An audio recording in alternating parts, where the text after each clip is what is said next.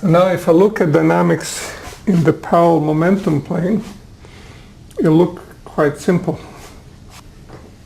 Suppose I'm at one point here. So I'm at any point here and I look out, and what this thing tells me, I'm looking at different angles. So for example, if I'm at this point and I look at 90 degrees, I run away. So nothing is there. But if I look at the angle I'll find out that there'll be two ranges of angles here in which I actually hit something. One thing that you can do is you can look at this edge here, the last trajectory that you hit on this side and this side. So this defines the ends of these two bands. And now, as I move my initial point on this disk, if I'm here, these guys will be all someplace on the left. If I'm here, they'll be all someplace on the right. And eventually you get a figure that looks something like that. These are all initial points where you start on disk 1 and you hit disk 2. And for every initial point there is a range of angles. So there is a band like that. And if you go behind, you will not hit anything. So these guys end. But they're basically there are two strips for them. And you go from 1 to 3. So now what happens when you want to go 2 steps in time? And the way I've drawn it is going to be a little bit hard to draw, but to survive 2 steps in time, I have to be much more precise. But my first step has to be within this band because I have to hit the first guy. And then I have to find initial conditions within it that'll hit the second guy. So when I do that, I'll discover that there are 2 narrow strips here inside of this strip. And same if I'm trying to hit 3 first and get back.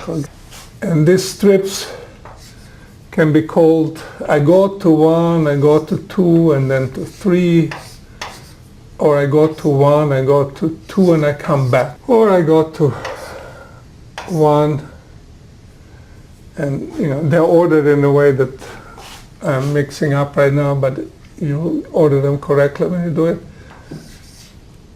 And I come back. Or I go to 1, 3, and I go to the other disk. So I either do this, or I do that, or I do this, or I do that. So there are 4 possible motions.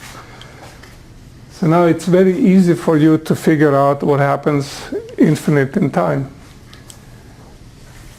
You define your alphabet.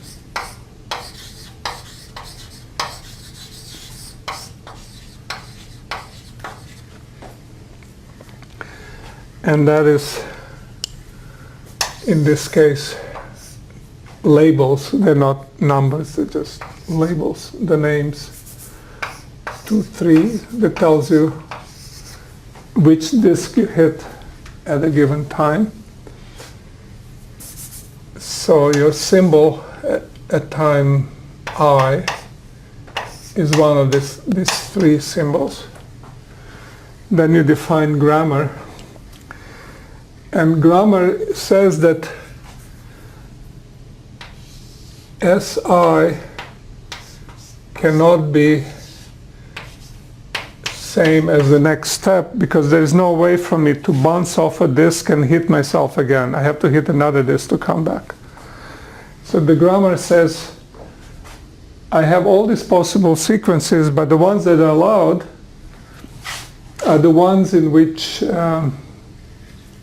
so I'm only allowed to do the sequences which are such that I take any 2 symbols. At the next step, I'm allowed to take the 2 symbols which I'm not at that step. That's the grammar. And you did this as a problem set, so you know how to count all possible trajectories, etc. So in this example, I can specify a little strip of what will happen in the future if I sit within that strip any place.